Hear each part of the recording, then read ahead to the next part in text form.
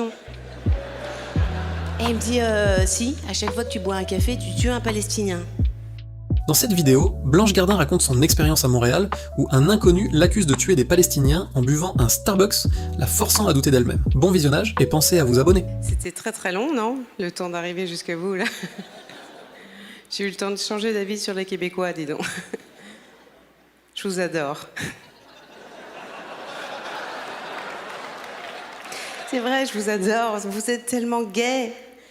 Vous êtes tellement gays. Ça fait tellement de bien de voir autant de gens gays. C'est-à-dire que, surtout pour nous, en ce moment, c'est vrai que... Bon, déjà qu'avant les attentats, on avait une fâcheuse tendance à être français. Hein.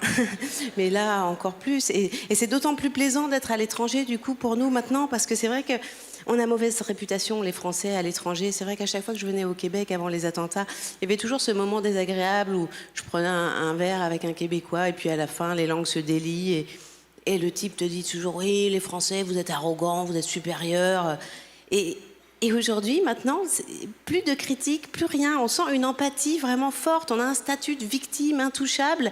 Et on a l'impression qu'on pourrait tout dire, tout faire, sans que personne n'ose nous critiquer. Et c'est très plaisant. J'ai l'impression d'être juive. Je me suis servie d'ailleurs de ce pouvoir magique il y a quelques jours dans Montréal. J'ai traversé en dehors du passage piéton, là. Et ça, vous ne faites pas ça. Hein. Ici, c'est vraiment un acte de délinquance grave. Hein. C'est-à-dire que vous avez des soucis ici, vraiment. Hein. Et je me fais engueuler par un policier comme ça, et je lui dis, écoutez, monsieur l'agent, je suis désolée, mais je débarque tout juste de Paris, là, et c'est vrai qu'à Paris, on n'attend pas que la lumière des piétons soit allumée pour traverser, non. Non, on court dans tous les sens pour éviter les balles de Kalachnikov, monsieur l'agent. Et ça a marché, il était tout ému, il était... Non, c'est... Là, il arrive des trucs étranges. Moi, j'ai rencontré un mec très engagé aussi il y a quelques jours dans Montréal. J'étais à la terrasse d'un Starbucks qui donnait sur la rue directement. Et j'étais bien, j'étais en train de lire un bouquin, je me sentais bien, en train de savourer un expresso. On est à l'étranger, on est bien, les soucis sont en France. Ça parlait québécois autour de moi. J'étais bien, je me sentais bien. Et tout d'un coup, je vois un vélo dans mon champ de vision, comme ça, qui s'arrête net devant moi, comme ça. Et du coup, je lève les yeux et je regarde. Et là, je vois un homme, plutôt beau gosse, qui me fixe comme ça. Et là, bon, c'est vrai que un instant, j'ai la faiblesse de penser « Waouh, mais dis donc, le mec vient de tomber amoureux, mais agressivement, là, vraiment. » Et en fait, pas du tout. Hein, pas du tout. Le mec me dit « T'es au courant que Starbucks file 15% de son chiffre d'affaires à l'armée israélienne ?» Non, je suis beaucoup... non, elle me dit « Bah si, Starbucks, chevalier du pouvoir, ok ?» Je lui dis, écoute, je suis pas complètement bilingue, mais je suis pas sûre que ce soit ça la traduction. Et il me dit, si, à chaque fois que tu bois un café, tu tues un Palestinien. Et puis je commence à douter un peu, parce que j'ai pas de personnalité, donc je commence à douter un petit peu, mais je voulais pas me rendre totalement à sa théorie, quoi. Je lui dis, bon, je crois que t'exagères un petit peu. Puis moi, je viens pas souvent chez Starbucks, là, j'ai pris juste un petit expresso. Il me dit, bah, t'as tué un gamin, bravo. Et le mec se barre, comme ça. Je dis, mais ça va pas ou quoi, là Parce qu'il y a d'autres gens sur la terrasse, il y a plein d'autres gens. Pourquoi moi, quoi? Pourquoi moi? Est-ce que j'ai une gueule de lanceuse d'alerte, moi? Je veux dire, pourquoi moi, quoi? Qu'est-ce que je... Et j'étais très gênée, parce que... Donc il y avait d'autres gens qui avaient assisté à la scène, et puis il n'y avait pas eu de débriefing, il n'y avait pas eu de commentaires. Et j'étais comme ça, et puis j'osais pas les regarder, mais en même temps, j'avais envie de les regarder, parce que j'avais besoin de soutien. J'aurais eu envie de pouvoir échanger un regard entendu avec ces gens et de faire... Il y a un paquet de cinglés ici. Hein. Mais après, je me suis dit, mais si ça se trouve, c'est vrai ce qu'il a dit. C'est que moi, je vis dans les années 40. Hein. J'ai pas Internet, j'ai pas de smartphone, j'ai pas la télé depuis 20 ans. Donc si ça se trouve, je suis la seule conne à pas avoir cette information. Donc je me suis dit, je vais pas les regarder, les gens, parce que si ça se trouve, je vais les regarder. Et là, il y a un mec qui va me dire, bah oui, on le sait tous, hein. C'est pour ça qu'on vient, nous, là, chez Chevalier du Pouvoir, là. Tous les matins, on vient tuer un Palestinien, ça démarre bien la journée. Je savais plus quoi faire. Du coup, je me suis levée, je suis partie. J'ai pas fini mon café, j'avais plus trop le goût de...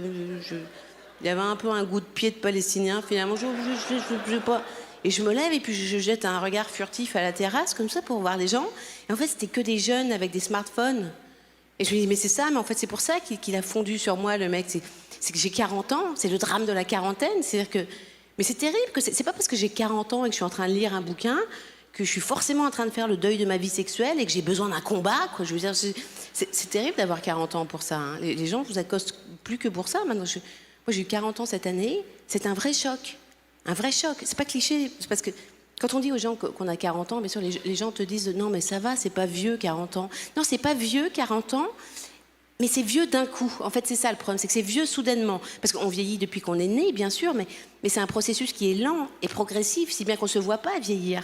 Et à 40 ans, soudainement, il y a une bascule au niveau...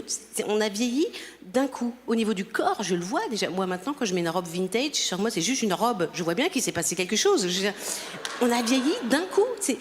Et c'est terrible, ce sentiment d'avoir vieilli d'un coup. C'est encore plus terrible quand on est une femme, d'ailleurs. Parce que quand on est une femme, il faut en plus qu'on accepte cette loi parfaitement injuste, hein, qui veut que les hommes de mon âge, auxquels je pouvais prétendre avant, peuvent, eux, soudainement prétendre à beaucoup plus fraîche que toi.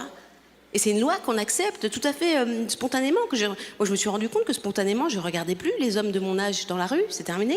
Enfin, si, je les regarde, mais je les envisage plus. Je les regarde... Je les regarde comme un naufragé sur une île déserte qui voit passer le 10e avion de la journée un peu trop loin de l'île pour qu'il l'ait vu, quoi. C'est comme ça que je le regarde, mais je ne l'envisage plus. Mais il y a une bascule au niveau des exigences pour la femme de 40 ans. L'autre jour, j'étais dans la rue et je vois un chauve passer. Et je pensais à autre chose comme ça, puis d'un coup, je me dis, tiens, il est pas mal, ce mec. Un chauve. Non, mais je peux envisager sexuellement un chauve aujourd'hui. Non, mais c'est tragique. Enfin, je veux dire, il y a vraiment quelque chose de... Non, mais c'est tragique parce que, je veux dire, moi, dans le sens où, moi, il y a un an, les chauves, je les regardais avec un mélange de compassion et d'amusement, légèrement condescendant, quoi. Pour moi, le chauve, c'était une espèce à part de l'humanité. C'était entre l'aveugle et l'humain, le chauve, quoi. Et aujourd'hui, maintenant que j'ai les seins qui pendent dans le vide affectif, je peux envisager un chauve sexuellement. Non, mais c'est tragique vraiment ce qui se passe à 40 ans pour une femme. Moi maintenant, quand je suis au maximum de l'optimisme et que je me mets à rêvasser un peu comme ça, la première idée qui me vient, c'est « Oh, j'espère que le prochain mec qui voudra bien me baiser me plaira un peu. » C'est à ça que je pense quand même. C'est tragique. Et les gens qui te disent « Mais non, la vie commence à 40 ans. » Mais c'est faux, la vie commence pas à 40 ans. C'est vrai qu'aujourd'hui, on a des espérances de vie 80 à 85 ans, c'est énorme. Mais on a la même usure du corps qu'en 1789, en fait. C'est ça le problème fondamental. Moi, je sens que je suis foutue physiquement. Je suis flinguée. Je suis fatiguée. Quand il pleut, je boite. C'est fini. Enfin, c'est terminé. Le matin, je me lève. Jusqu'à midi, j'ai la gueule de Mohamed Ali, la voix de mon père. Enfin, mes cellules se reproduisent plus, manifestement. Je sens mes organes dégénèrent, vraiment. Non, mais je le sens vraiment. Quand je mets pas de déo, je sens la soupe, maintenant.